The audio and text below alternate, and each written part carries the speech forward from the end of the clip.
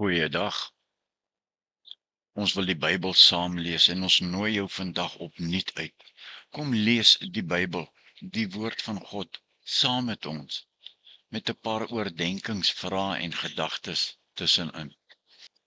Partykeer verslaap 'n mens en in jou haastigheid om by die werk te kom en aan te trek en die kinders by skool te kry, het jy nie tyd om die Bybel te lees nie of om te bid nie. Ja, sommige mense lees die Bybel maar verstaan nie werklik wat hulle lees nie. En later lê die Bybel maar net in stof opgaar. Ons gaan die maand Matteus lees met kort verduidelikings hier en daar. En ek nooi jou uit as jy dalk nie die Bybel elke dag lees nie, of dalk net vergeet het of nie tyd gehad het om God se woord te lees, om hierdie maand saam met ons te lees en sodoende die Heilige Gees kans te gee om aan ons te openbaar wat Jesus vir ons wil sê, want Jesus wil definitief iets vir ons almal sê. En voor jy besluit, lees dan ten minste net Matteus 1, vers 18 tot 25 vandag saam met ons en dan besluit jy. Ons lees vandag die Bybel in die 83 vertaling in die Nuwe Testament. Maar voor ons begin, net 'n kort oorsig van Matteus 1 vers 18 tot 25 voordat ons dit lees, dan is dit makliker verstaanbaar. Matteus is gelykenisse en profesieë, en sonder 'n gelykenis het Jesus nie die skares geleer nie. So let op as Jesus deur 'n gelykenis met jou en met my praat. Matteus 1 vers 18 tot 25 vertel die verhaal van Jesus se geboorte met die fokus op Josef se kant van die saak. Maria, 'n maagd, word swanger bevind deur die Heilige Gees. En Josef, omdat hy 'n regverdige man is, beplan om stilweg van haar te skei om haar skaamte te vermy. 'n Engel verskyn egter in 'n droom aan Josef en openbaar die goddelike oorsprong van die kind en beveel Josef om met Maria te trou. Die engel noem die kind Jesus, wat God red beteken, aangesien hy mense van hulle sondes sal red. En dit vervul die profesie daar in Jesaja 7 vers 14. Goed, vers 18. Hier volg nou die geskiedenis van die geboorte van Jesus Christus. Toe sy moeder Maria nog aan Josef verloof was, het dit geblyk dat sy swanger is sonder dat hulle gemeenskap gehad het. Die swangerskap het van die Heilige Gees gekom. En net 'n gedagte of 'n vraagie hierso. Wie was Maria? Wie was Josef? Dit het geblyk dat Maria swanger geraak het sonder gemeenskap met 'n man. Wat dink jy? Is dit moontlik? En nommer 3, hoe is Maria dan bevrug? Glo jy dat die Heilige Gees Maria kon bevrug het? Vers 19. Haar verloofde Josef, wat aan die wet van Moses getrou was, maar haar tog nie in die openbaar tot skande wou maak nie, het hom voorgenem om die verloving stilweg te verbreek. Wat dink jy het haar verloofde Josef gedink toe sy hom vertel dat sy verwag? As hy geweet het, hulle het nog nooit saamgekom en gemeenskap gehad nie. B. Dink jy Josef het 'n wyse besluit geneem om die verloving stilweg te verbreek? En C. Wat sou jy sê oor 'n maagdelike geboorte? Is dit moontlik of is dit onmoontlik? Vers 20 tot 22. Terwyl hy dit in gedagte gehad het, het daar 'n engel van die Here in 'n droom aan hom verskyn en gesê: Josef, seun van Dawid, moenie bang wees om met Maria te trou nie, want wat in haar verwek is, kom van die Heilige Gees. Sy sal 'n seun in die wêreld bring, en jy moet hom Jesus noem, want dit is hy wat sy volk van hulle sondes sal verlos.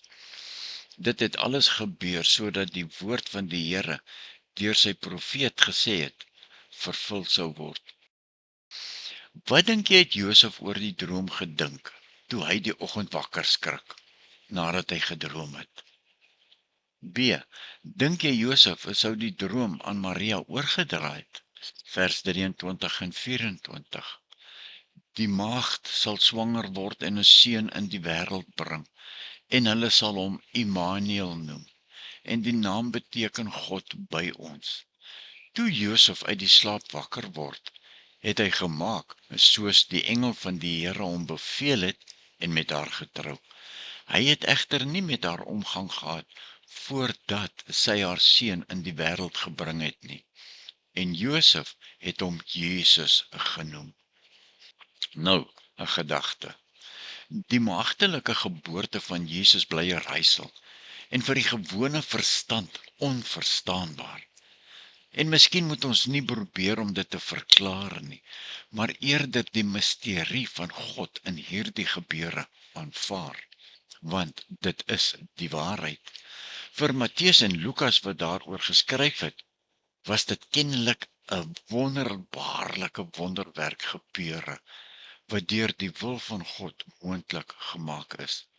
En vir enige een wat die ander wonderwerke van Jesus kan aanvaar, is dit ook nie 'n probleem om hierdie geboorte as 'n ingryping van God in die menslike geskiedenis te aanvaar nie.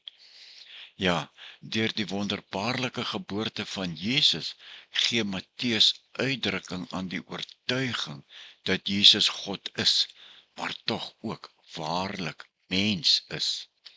Dink 'n bietjie soos ons nou afsluit. Wat het vir jou uitgestaan in hierdie gedeelte? Wat?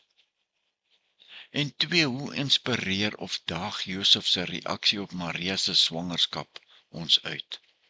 En wat leer hierdie gedeelte ons oor God se karakter? En hoe beïnvloed die feit van vers 23 jou dat Jesus, God met ons, met jou in jou daaglikse lewe is?